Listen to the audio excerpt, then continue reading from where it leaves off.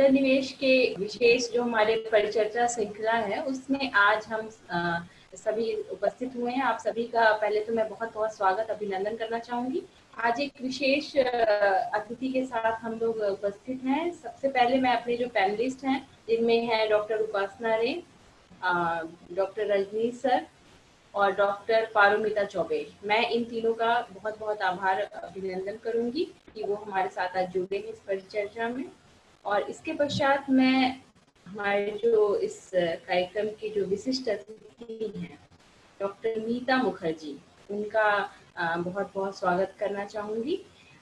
Doctor मीता Mukherjee ma'am का बहुत लंबा अनुभव है, डिसेबिलिटी एरियाज के ग्राउंड लेवल पे ये काम कर रही हैं। लगभग 27 वर्षों से ये जुड़ी हुई हैं। विभिन्न जमीनी जो हम कह सकते हैं कार्य हैं वो कर रही हैं। इनकी संस्था है, इनकी संस्था का नाम है, she is founder and director of Piyali foundation, Raipur, Chhattisgarh.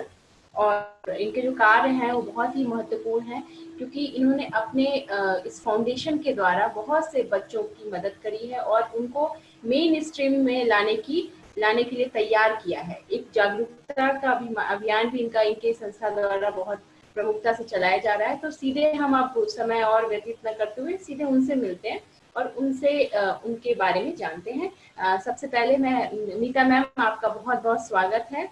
सबसे पहले मैं मैम जानना चाहूंगी कि आप इस क्षेत्र से कैसे जुड़ी और एक छोटा सा अपने बारे में आप थोड़ा सा हमें बताइए, हमारे दर्शकों को बताइए कि आप किस तरह के कार्य कर रही हैं डिसेबिलिटी एरियाज में। सबसे पहले तो मैं आप सब लोगों को धन्यवाद देती हूँ कि आप लोग ने मुझे इस कार्यक्रम में इनवाइट किया।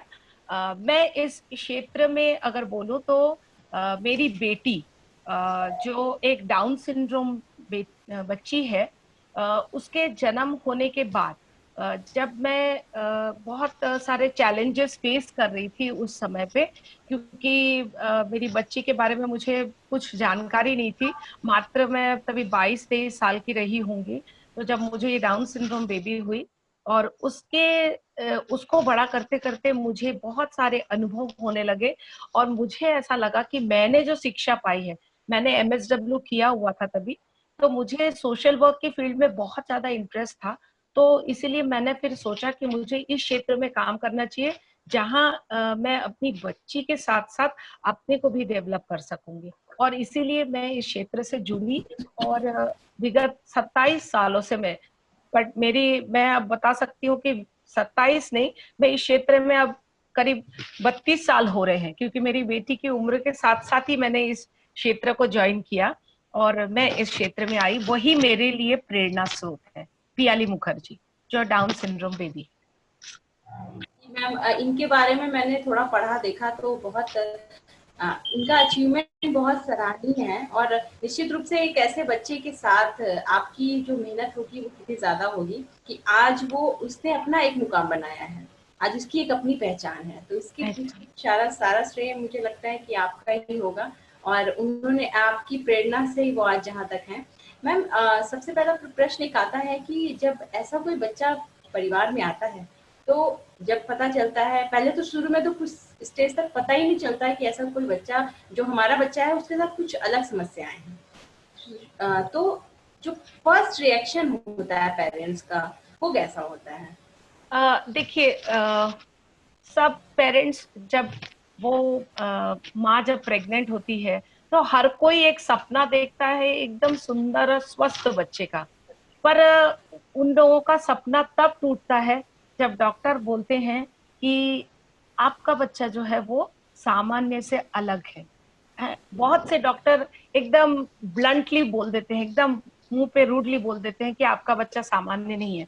कोई कोई डॉक्टर बहुत थोड़े भावनात्मक होते हैं, वो तो अच्छे तरीके से भी बोलते हैं। बट ये खबर जब, ये सूचना जब उस पेरेंट को मिलती है तो वो एक बहुत बड़ा शॉक होता है। मतलब मैं कह सकती हूँ कि मैंने जो अनुभव किया और मैं दूसरे पेरेंट्सों के साथ भी काम कर रही हूँ, तो मैंने ये अनुभव किया कि फर्स्ट रिएक्शन उनका शॉक होता है।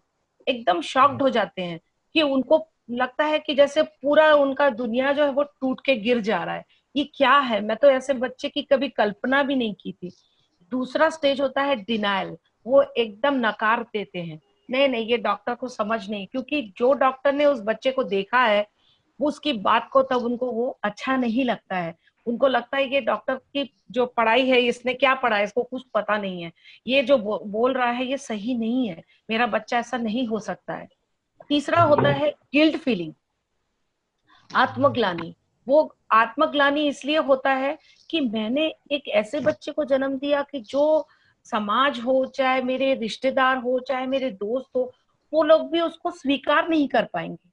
मैं कैसे अपने परिवार को मुंह दिखाऊंगी, कैसे इस बच्चे को मैं संसार में लेके आऊंगी, संसार में जाके उसको कैसे स्थापित करूंगी। तो एक आत्मग्लानी होता है कि मेरे कारण ये बच्चा ऐसा हुआ है, मेरे कोई भूल के कारण हो या मेरे कोई समस्या के कारण ये बच्चा ऐसा हुआ है। तो उस आत्मग्लानि में ना बहुत लंबा समय निकल जाता है और पेरेंट्स उसको स्वीकार नहीं कर पाते हैं। ऐसे करते हुए जब वो स्वीकार वाले स्टेप में आते हैं, तभी उस बच्चे की ट्रेनिंग होती है। उसके पहले तक बच्चे, पेरेंट्स जो हैं, ये बहुत एकदम फैक्ट है कि पेरेंट्स जो हमारे देश में बोलो या कहीं भी, बहुत लंबा अंतराल तक वो घूमते रहते हैं, डॉक्टर शॉपिंग करते रहते हैं, एक डॉक्टर के पास दूसरे डॉक्टर के पास वो घूमते रहते हैं। और उनको ऐसा लगता है कि कोई कोई तो ऐसा कुछ जादुई छड़ी या कोई जादुई दवा दे दे जिससे वो एक दोस्त से ऐसा हो कि वो कल मेरा बच्चा एकदम सामान्य हो जाएगा, एकदम सब कुछ नॉर्मल हो जाएगा। ये आशा से बहुत लंबा समय बच्चे का गुजर जाता है, जो कभी कभी बहुत लेट हो जाता है ट्रेनिंग के। तो वो स्वीकार करने तक के स्टेज में पेरेंट्स बहुत सारे रिएक्शंस होते हैं, जिसके कारण बच्चा बहुत सफर करता है।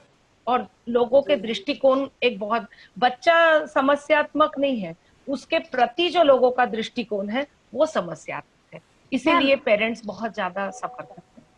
किन बच्चों के प्रति हमारा स्टिग्मेटाइजेशन और लेबलिंग लेबलिंग मुझे जहाँ तक लगता है ज़रूरी है। और स्टिग्मेटाइजेशन की बात मैं इस बात पे कर रही थी कि स्टिग्मा किन बच्चों के ऊपर ज़्यादा होता है, मतलब डॉक्टर पारमिता, जो stigma hearing impaired visually impaired के ऊपर ज़्यादा होता है क्योंकि उनको हम लोग सोसाइटी में मतलब ज़्यादा संख्या में होते हैं, उनको मेन स्ट्रीमिंग हम करते हैं, या उनके प्रति कम होता है क्योंकि अब हम लोग जान गए हैं जो हियरिंग इम्पेयर्ड और विजुअली इम्पेयर्ड बच्चे हैं, क्योंकि डाउन सिंड्रोम, इमोशनली डिस्टर्ब बच्चे, सिजोफ्रेनिक, ऑटिस्टिक, एडीएचडी, ऐसे बच्चों के साथ हम लोग उतने अभी तक एक्स्टम नहीं है। तो अगर वैसे बच्चे होते तो शायद स्टिग्मेटाइजेशन ज्यादा हो जाता है। यही मैं आपसे चर्चा करने के लिए रिक्वेस्ट कर रही थी। इसी चर्चा को आगे बढ़ाते हुए आपने बहुत सही कहा डॉक्टर उपासना, जो चीजें विजिबल है, जो चीजें हमें दिख रही है, जिसपे ज्यादा चर्चा और ज्यादा संख्या में बच्चे दिख रहे हैं, जिसपे ज्यादा डिस्कशन और डिबेट इवन प्रिंट और इलेक्ट्रॉनिक मीडिया में होता है, उसके बारे में लोग क्योंकि जागरूक हैं, लोगों को पता है और कहीं ना कहीं थोड़ा बहुत माइंड सेटअप में भी बदलाव आता है। लेकिन इस तरह की जो डिसेबिलिटी की जब हम बात करते हैं, डाउन सिंड्रोम हो गया और भी जो मेंटली चैलेंज, एग्जैक्टली तो उनके बारे में हम लोग बहुत खुल के डिस्कशन नहीं करते हैं और बहुत ज्यादा डिबेट डिस्कशन का प्लेटफॉर्म भी नहीं देते हैं। तो ये हमारे लिए भी आज डॉक्टर उपासना, डॉक्टर विनीता और डॉक्टर रजनीश जी, ये एक बहुत बड़ा अपॉर्चुनिटी अंतर्निवेश के लिए भी आज है कि हमारे साथ एक मदर है जो कि खुद वो इस चैलेंज को फेस की है और उससे लड़ते हुए और जूझते हुए उन्होंने अपने एनजीओ को खड़ा किया है। और आज की डेट में मुझे तो बिल्कुल सैल्यूट करने का मैडम मन कर रहा है आपको कि किस तरह से आपने इस सोसाइटी को, अपने रिलेटिव्स को और सारी चैलेंजेस को लेते हुए अपना एक संस्था खड़ा किया है और एक अवेयरनेस समाज को में आप अभी भी वो कर रही हैं, एक अवेयरनेस क्रिएट कर रही हैं। तो मेरा यही सवाल है मैडम कि ये हमारी सोसाइटी में, हमारे समाज में इस तरह का नकारात्मक सोच क्यों है डिसेबिलिटी को लेके, ये स्टिग्मा क्यों है? एक्चुअली क्या है कि मेरा ऐसा सोचना है एज अ मदर कि जो ये जो बच्चे होते हैं मेंटली चैलेंज्ड बच्चे, ज्यादातर जो आप विजुअली और हियरिंग बोल रहे हो, उन लोगों का जो मेंटल स्टेट है वो स्टैटिक है, वो अच्छा है, वो अब दुनियादारी के मतलब उसकी जो उम्र है एज पर वो रोल प्ले कर रहा है, बट उसको थोड़ा सपोर्ट की जरूरत है। बट ये जो प्रॉब्लम यहाँ पे आती है जब वो इंटेलेक्चुअली चैलेंज्ड बच्चे होते हैं, उन लोगों के जो एज होती है, क्रोनोलॉजिकल एज, और मेंटल एज में जो डिफरेंसेस है ना, उसके कारण वो लोग अपनी जो भूमिका है उस तरह से नहीं निभा पाते जो समाज उनसे अपेक्षा करती है। इसी कारणवश वो क्या होता है कि उनसे जो, जैसा एक 8 साल का बच्चा है उससे अपेक्षा की जा रही है कि वो 8 साल के बच्चे जैसा व्यवहार करे, और वो कर रहा है 3-4 साल जैसे बच्चे, वो सामान उठा उठा के पटक रहा है, मुंह में डाल रहा है, ये कर रहा है। तो क्या होता है, समाज को देख के ऐसा लगता है कि ये जो हमारे नॉर्म्स, जो एज पर नॉर्म्स हमारे सोसाइटी में एक व्यवहार का नॉर्म्स दिया है, उससे थोड़ा अलग कोई व्यवहार करता है तो सोसाइटी उसको एक्सेप्ट नहीं कर पाती है, क्योंकि ये अलग है। तो इसी कारणवश ये मेंटली चैलेंज जो बच्चे हैं, इन लोगों के साथ एक स्टिग्मा जुड़ गया है, और इनके जो पेरेंट्स होते हैं, इन लोगों को भी एक हीन भावना ग्रस्त कर जाती है। वो जब 5 लोगों के बीच में जाते हैं और उसका बच्चे का व्यवहार ऐसा होता है कि जो सामान्य लोग उसको स्वीकार नहीं कर पा रहे हैं, तो वो भी अपने आप को धीरे धीरे काटने लगते हैं, अपने आप को विड्रॉन करने लगते हैं। तो ये एक स्टिग्मा के कारण ही होता है, क्योंकि समाज में दृष्टिकोण जो है उस बच्चे को देखने का वो बहुत अलग हो जाता है। और जो मैडम जो बोल रही थी कि लेबलिंग बहुत जरूरी है, मैं आपको एक चीज शेयर करना चाहूंगी कि हम भी इस चीज को बहुत वो सोचते थे कि आइडेंटिफिकेशन और लेबलिंग जो है वो बहुत जरूरी है बच्चे के लिए। बट अगर हम रूरल एरिया में, जब मैं कम्युनिटी बेस्ड रिहैबिलिटेशन के लिए रूरल एरियाज में घूम रही थी, तब हमने कैंप ऑर्गेनाइज करके जब आइडेंटिफाई किया, तब मुझे अंदर से एक गिल्ट फीलिंग आई कि ये बच्चे की जिंदगी जो कल तक मैं अगर उसको सर्विसेज नहीं दे पा रही हूँ, कल तक तो ये बच्चे को सब नॉर्मल समझ लेते थे, क्योंकि वो माइल्ड या मॉडरेट मेंटली रिटार्डेड था। उसको तो लोग नॉर्मली, उसको गांव में बढ़िया अपनी उसकी जिंदगी चल रही थी, बट जैसे ही मैंने उसको आइडेंटिफाई किया तो लोगों का दृष्टिकोण उसके प्रति बदल गया, जो एक बहुत समय गलत हो जाता है लेबलिंग के। अगर मैं लेबलिंग नहीं करती तो बच्चे की जिंदगी आराम से गुजर जाती। वो हो सकता है कि वो गांव में अपना काम करता, शादी होती, बच्चे होते और वो अपनी जिंदगी यूं गुजार देता। ऐसे कितने गुजार रहे होंगे। बट अगर मैं उसको आइडेंटिफाई करी तो वो लेबलिंग भी उसके लिए अभिशाप बन गया। तो ये स्टिग्मा जो है, ये पेरेंट्स और सोसाइटी के दृष्टिकोण के लिए है, अन्यथा बच्चे में कोई समस्या नहीं है। अगर आप मेंटली हैंडीकैप बच्चों के साथ काम करते हैं तो आपको पता चलता है कि हर बच्चे में वो काबिलियत है, सिर्फ हमको उसको पहचानने की जरूरत है। और हम क्या करते हैं, जब ऐसे बच्चों को देखते हैं तो उसके अंदर के जो पोटेंशियल है, जो कौशल है, वो नहीं देख पाते, क्योंकि हम उसको पहले ही तरीके से नकारात्मक सोच रख लेते उस बच्चे के प्रति कि वो बच्चा कुछ नहीं कर सकता, जबकि उसको अगर अवसर दिया जाए तो वो कर सकता है। ये स्टिग्मा जो इन बच्चों के साथ अटैच्ड है, वो बहुत अभिशाप है। माइंडसेट जो है सोसाइटी का वो बहुत ज्यादा इसमें रोल अपना निभा रहा है, और जो निगेटिव फीलिंग है कि ऐसे लोग कुछ नहीं कर सकते। हाँ, यहाँ ये सबसे ज्यादा मुश्किल खड़ी करता है उनके राह में। मैं रजनीश सर को, जी मैम, मैं रजनीश सर से कहूंगी कि वो अपना प्रश्न आपसे करें। मैं मीता दीदी से एक प्रश्न पूछना चाह रहा हूँ कि what are the challenges faced by the parents which rearing their special child?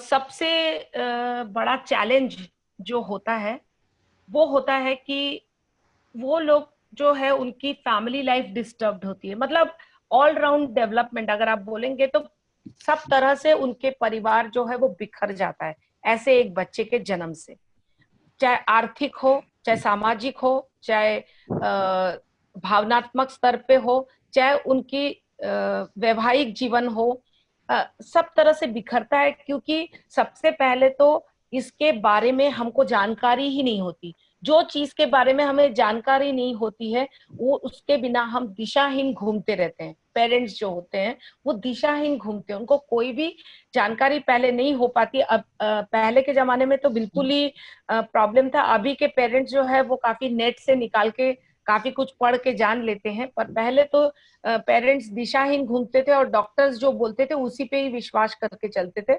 और इसी कारणवश वो सबसे बड़ा चैलेंज तो है कि उनको पता नहीं है कि उनके बच्चे की स्थिति क्या है।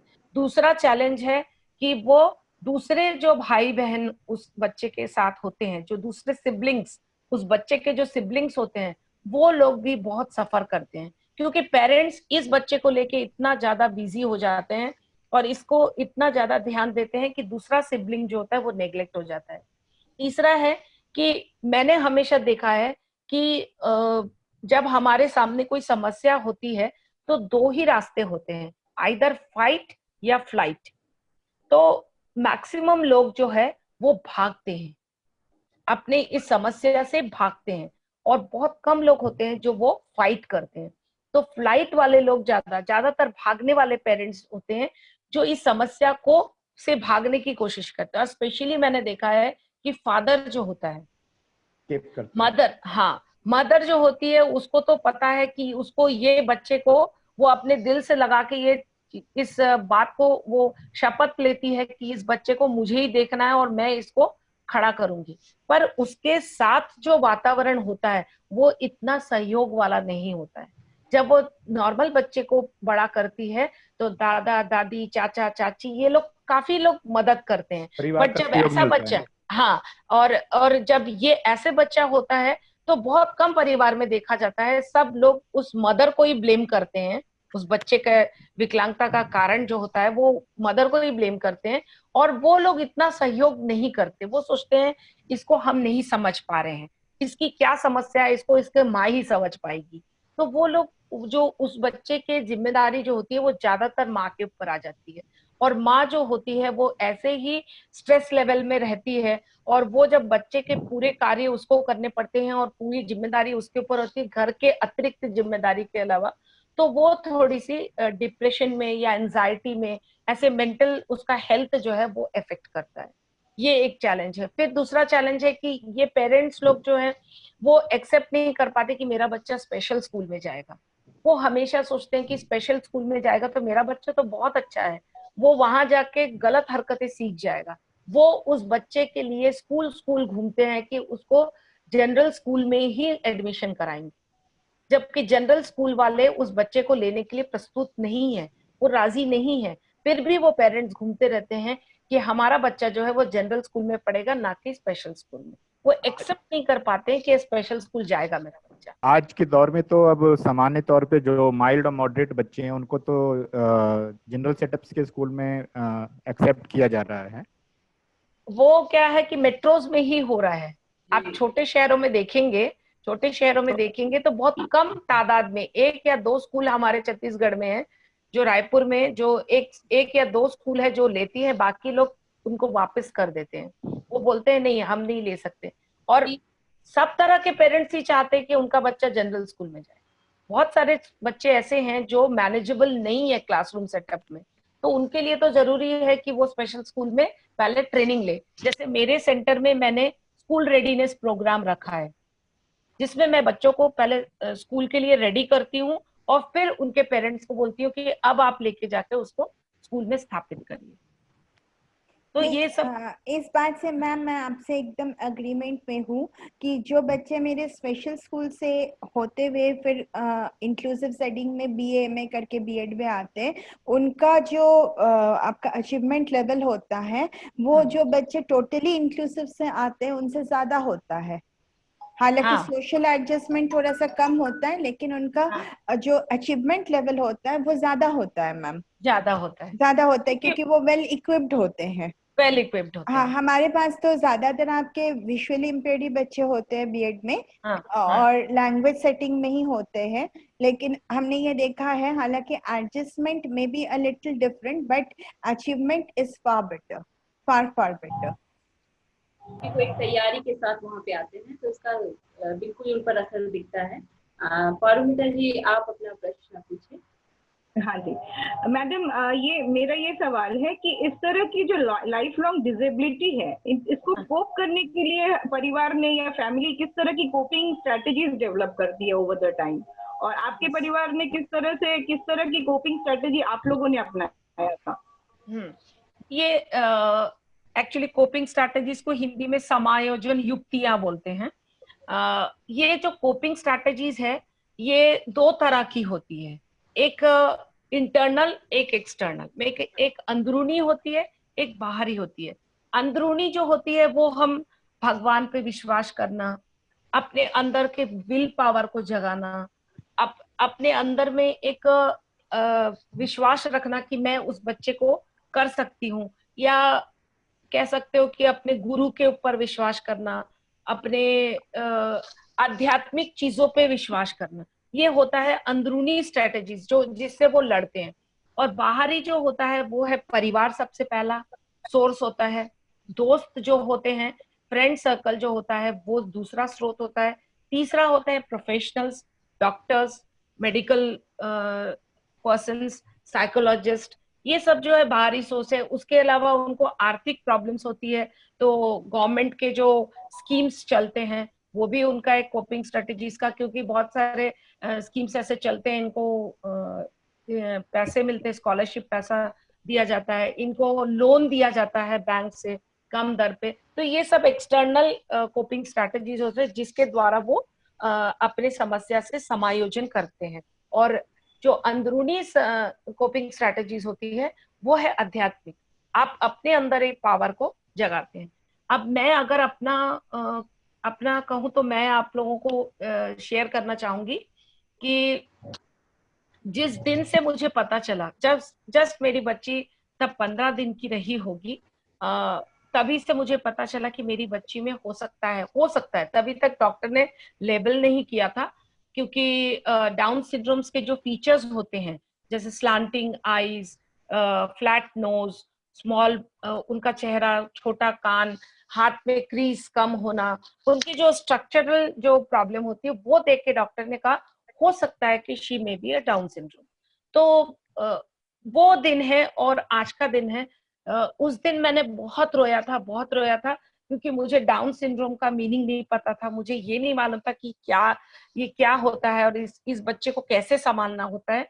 तो तब मेरे हस्बैंड ने मुझे एक बात कहा था कि भगवान ने अगर हमको ऐसा बच्चा दिया है तो कुछ सोच समझ के दिया है, और उसको हम ऐसा मतलब तैयार करेंगे कि आज जो लोग उसको सोच रहे हैं कि वो कुछ नहीं कर सकती, वो कल के डेट में आपको दिखा देगी कि वो क्या कर सकती। उसको हम इस तरह से, तो वो एक जो मोटिवेशन जो मेरे हस्बैंड ने दिया वो मेरे लिए बहुत बड़ा मोटिवेशन था।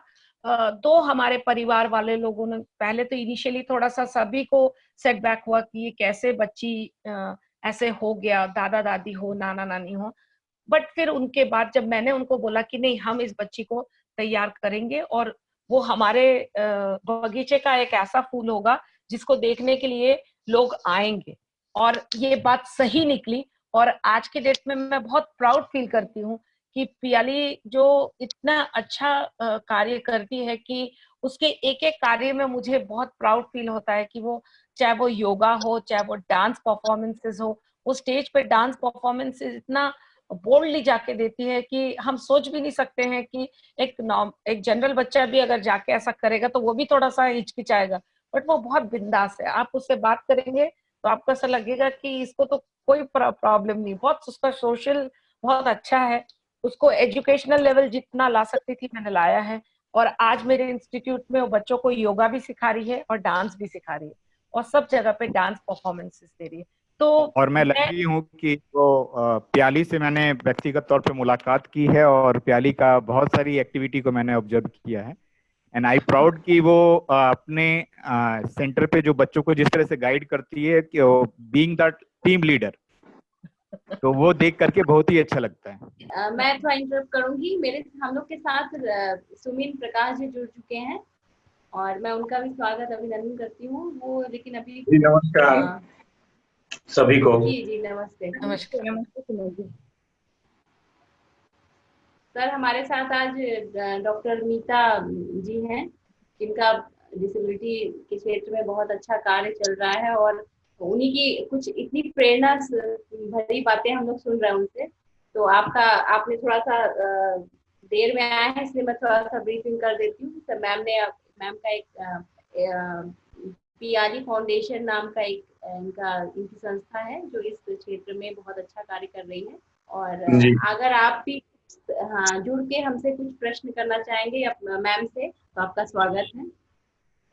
आप इस बारे में पूछते हैं। जी, जैसा मैं समझ पाया, मैं मीता मुखर्जी मैम से ये समझना चाहूंगा हाँ हाँ जो आपकी जो बच्ची है प्याली, जिसके बारे में बातें अभी आप शेयर कर रही थी, अपने अनुभवों को हाँ साझा कर रही थी, हाँ हाँ तो जब इस तरह के अनुभव आपके परिवार में हुआ तो आपने कैसे एक्सेप्ट किया प्याली? हाँ सर, ये देखिए, क्योंकि पेरेंट के रूप में, माँ के रूप में, फैमिली के रूप में ऐसे बच्चों को एक्सेप्ट करना एक बहुत बड़ा चैलेंज है। सही बात है। जी मैंने जैसे बताया था कि पहले अपनी इसमें कि ऐसे बच्चे के जन्म के साथ जो होता है वो, जब वैसे मैंने भी सपना देखा था एक बहुत सुंदर, एक हेल्दी जी और जी जी सुंदर बच्चे का। पर मेरा भी सपना तब टूटा जब डॉक्टर ने मुझे देखते साथ ही 15 दिन में डिक्लेयर कर दिया कि ये बच्ची जो है, हो सकता है ये आगे चल के मेंटली चैलेंज्ड बच्ची हो। तो वो एक बहुत बड़ा शॉक था मेरे लिए। वो शॉक का पीरियड मेरा बहुत लंबा चला, क्योंकि मुझे बहुत टाइम लगा उस चीज को मान लेने में कि मेरा बच्चा दूसरे बच्चों जैसा सामान्य नहीं है। नहीं और है। जी जी हाँ, उस समय पे इतना इंटरनेट और ये भी नहीं था कि मैं इंफॉर्मेशन कलेक्ट कर सकूं कि डाउन सिंड्रोम होता क्या है, ये होता है। तो फिर उसके बाद मैंने काफी कुछ खोजबीन करा कि कैसे इस चीज को समझ पाएंगे। तो मुझे एक डॉक्टर ने एक बुक दिया, वो टोटली डाउन सिंड्रोम के ऊपर था। जी जी और उन्होंने मुझे बोला कि आप इसको पढ़ो तो आप बहुत कुछ समझ पाओगे कि आपकी बच्ची के साथ क्या समस्या है। क्योंकि कुछ ऐसे डॉक्टर भी थे जिन्होंने मुझे बोला कि ये जिंदगी में कुछ नहीं सीख पाएगी, है ना, ये एबीसीडी भी नहीं सीख पाएगी, आप बेकार इसके पीछे मत उतना वो करो। तो वो चीज बहुत हर्टिंग था, बहुत वो था कि दुख हो रहा था। बट मेरे हस्बैंड जो है, उन्होंने मुझे बहुत सपोर्ट किया। उन्होंने मुझे इस चीज से उभारा कि आप इसको इस वे में लो कि भगवान ने कुछ सोच के हमको ये बच्ची दिया है। ये जी हमारे बगीचे की वो फूल है जिसको हमें अच्छे से सहेजना है, संभालना है।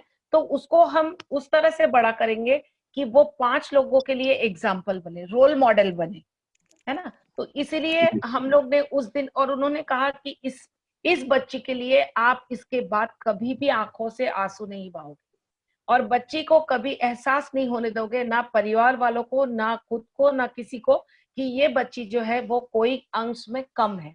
वो उसको हम इस तरह से तैयार करेंगे कि वो सारे फील्ड में अच्छा नाम कमाएगी।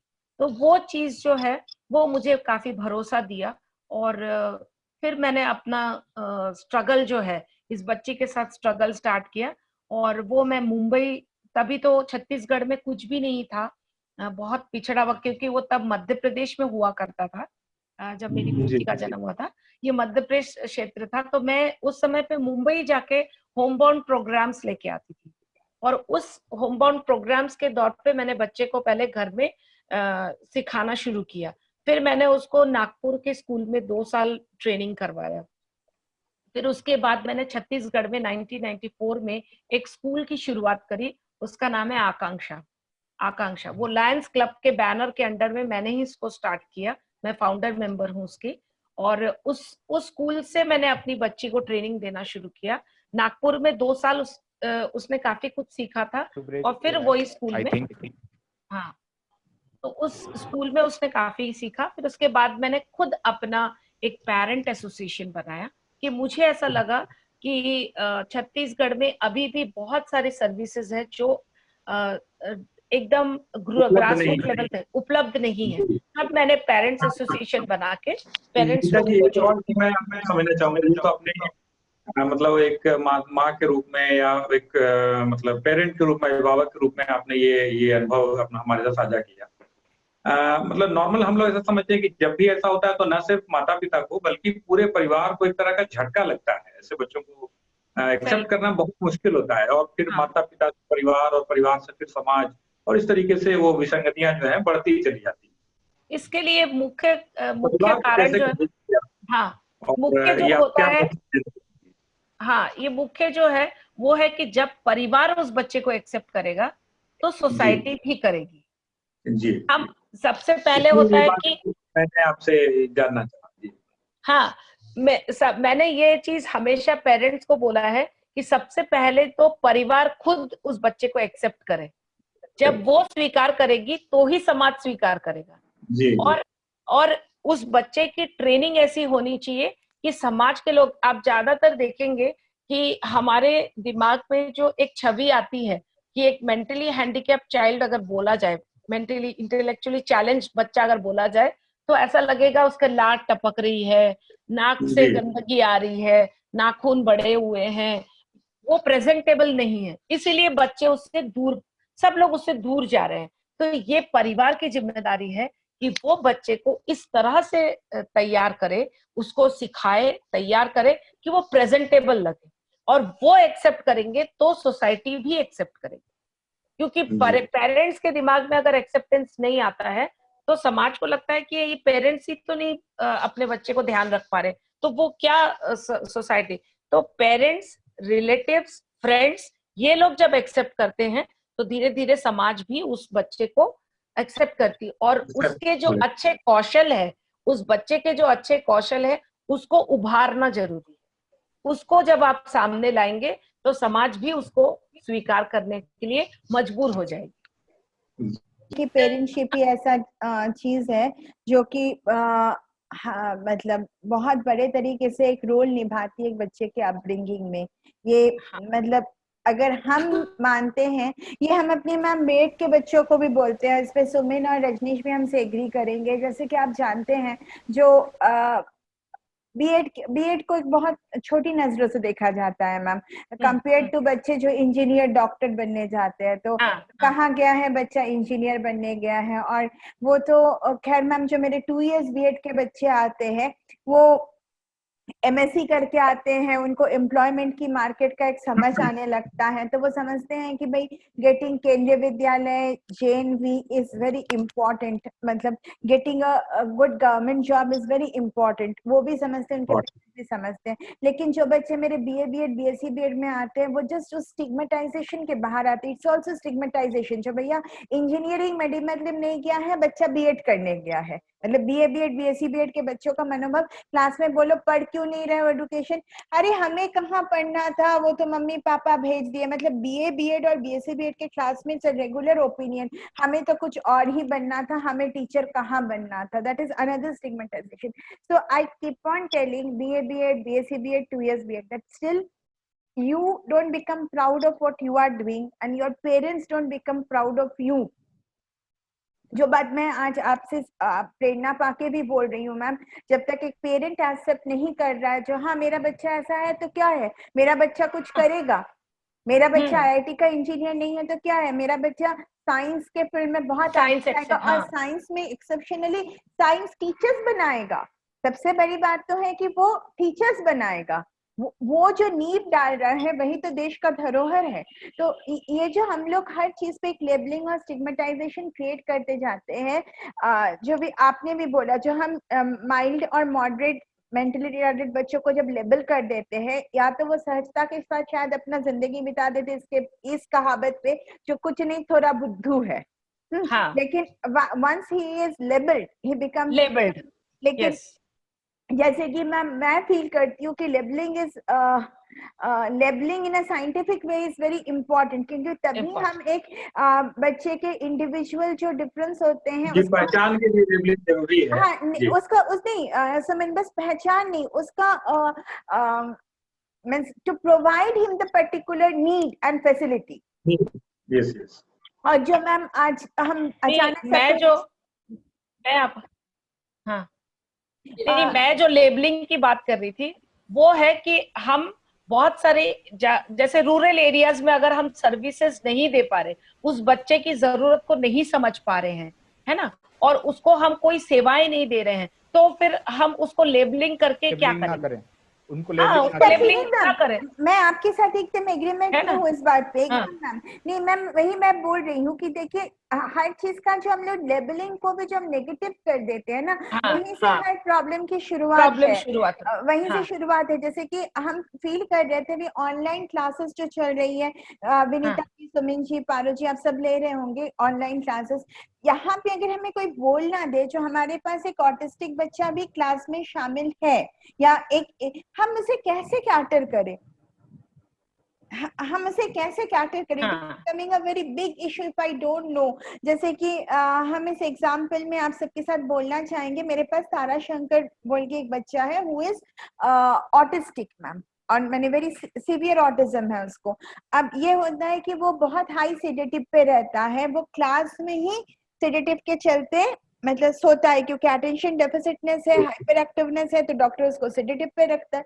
तो मुझे क्लास में 2-2 मिनट में चलते फिरते उसको एक बार उठाना पड़ता है, तारा हम ये बोल रहे थे, तारा हम ये बोल रहे थे, एंड देन अगेन आई मतलब क्लास जब खत्म होता है I take 5 minutes and 10 minutes with him, और उसको हर एक पॉइंट मैंने आज ये बोला है, ये बोला है, ये बोला। I know the retentivity will be only 3%, लेकिन मैं कोशिश करती हूँ मैम।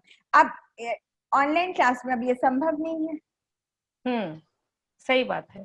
अब ऑनलाइन क्लास में ये संभव नहीं है, और उसमें भी अगर टीचर को आइडेंटिफिकेशन ना हो, जैसे कि सुमिन आपने कहा identification is a necessity for labelling, तो और इसमें सबसे बड़ी बात होता है कि उस लेवल को पेरेंट एक्सेप्ट करे मैम। जैसे आपने कहा, जो आपने आपके पति बोले थे, जो ये सबसे सुंदर फूल खिलेगी आपके बगीचे की, जिसको देख सब कोई आएगा, और आज भी शायद हम लोग उसको जोड़ना चाहूंगा। ये जो ऑनलाइन और उसकी बातें जो कर रहे हैं, एक्चुअली होता क्या है कि जिस स्ट्रक्चर्ड सोसाइटी में हम लोग समाज में रहते हैं, हाँ। तो उसमें क्या है कि जो मेजॉरिटी का होगा वही हम एक्सेप्ट करना है। इसीलिए इस तरह के बच्चे जिनके बारे में हम लोग बात कर रहे हैं, या मैडम अपने अनुभव को साझा कर रही है, तो नतीजा क्या है कि ज्यादातर बच्चे चूंकि क्लास में हैं, वो देख सकते हैं, बोल सकते हैं, सुन सकते हैं। तो जो आपने अपने अनुभव साझा किए कि आपके क्लास में ऐसा कोई बच्चा है, तो इस मेजॉरिटी के चलते वो माइनॉरिटी बच्चा जो है, 1-2 बच्चे ऐसे जो है वो छूट जाते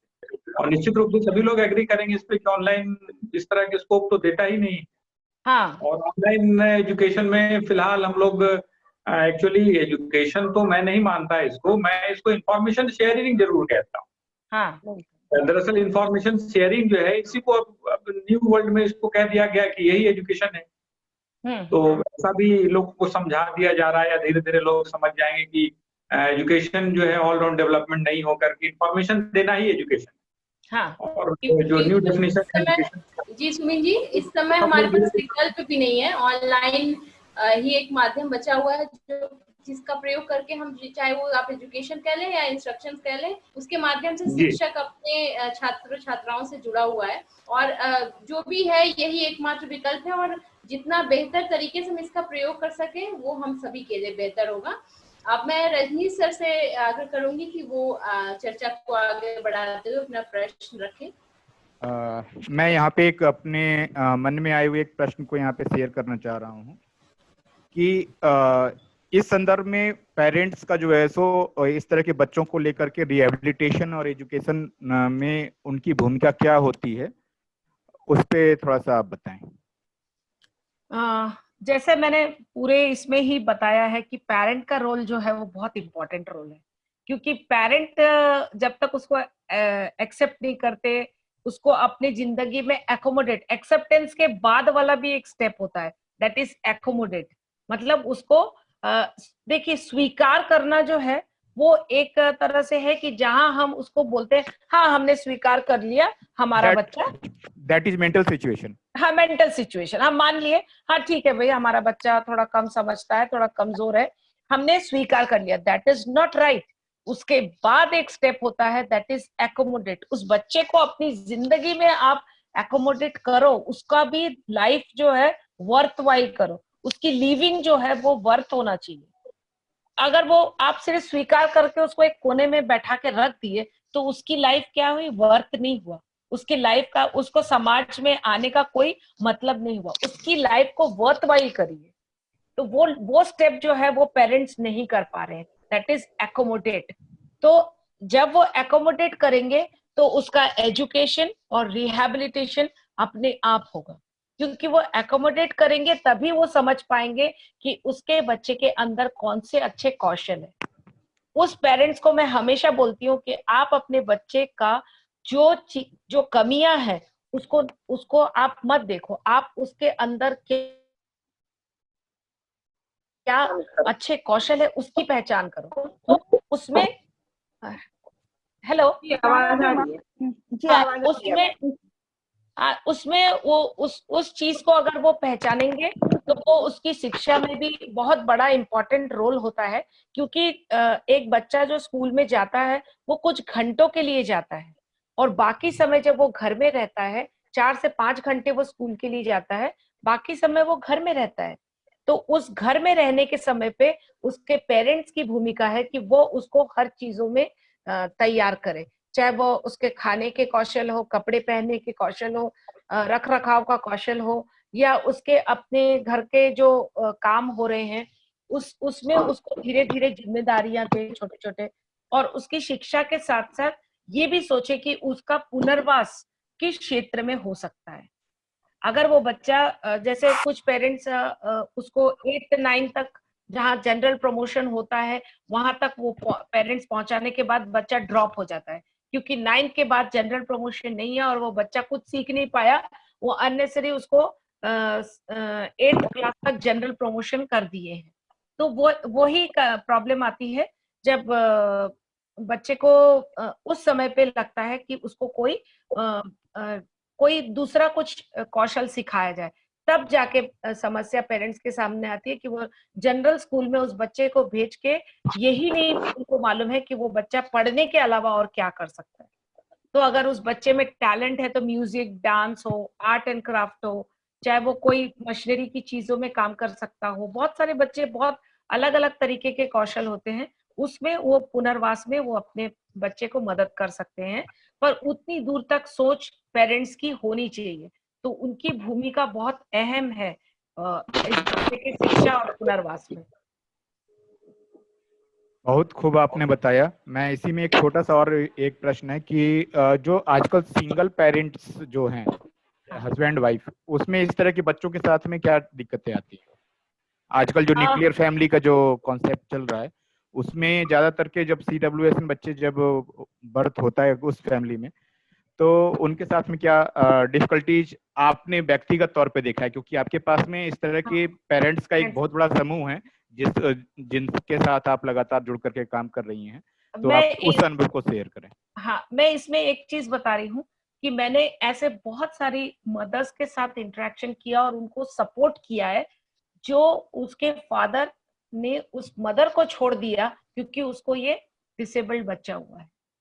वो डिसेबल्ड बच्चे के कारण उसके हस्बैंड ने उसको छोड़ दिया और वो लेडी जो है वो विदाउट सपोर्ट आके मायके में बैठी है, क्योंकि उसको कोई, तब मैंने वैसी मदर्स को मैंने वो ये कोर्स कराया, डिप्लोमा कोर्स, डीएड बीएड करा के मैंने कहा कि आप अपने बच्चे के लिए अपने आप को तैयार करो और आप एक अच्छी मदर के साथ साथ एक अच्छी प्रोफेशनल्स बनो।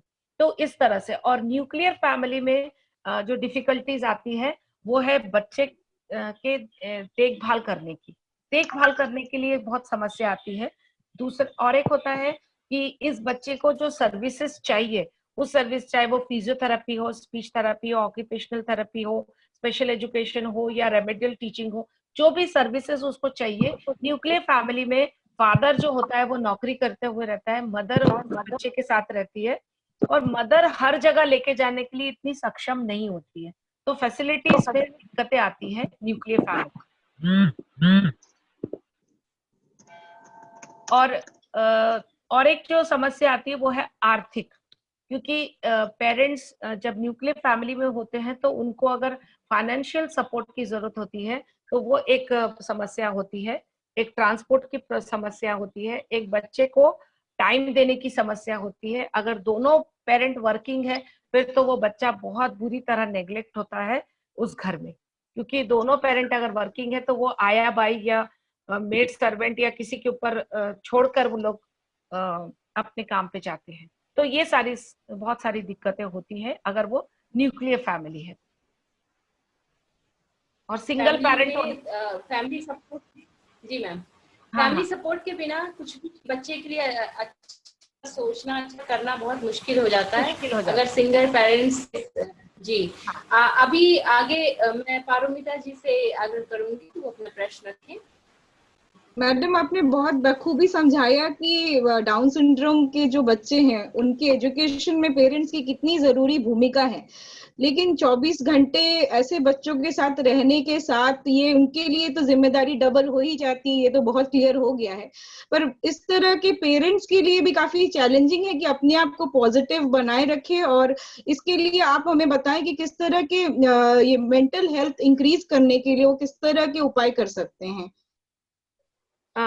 इसके लिए देखिए, ऐसे बच्चे के कारण जो 24 घंटे उनको इस बच्चे को संभालने में लगता है, सही में बहुत बहुत चैलेंजिंग है, बहुत डिफिकल्ट है।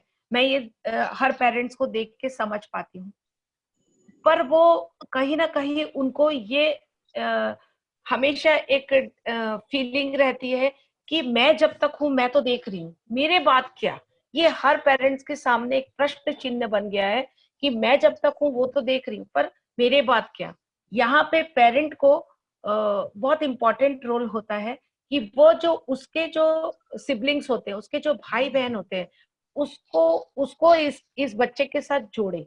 वो नहीं करते हैं, वो अपने नॉर्मल सिबलिंग को बहुत ज्यादा अलग करते हैं और उसको बोलते हैं कि बेटा तुम पढ़ो, तुमको आगे बढ़ना है, तुमको परिवार को देखना है, तुमको हमारे को संभालना है।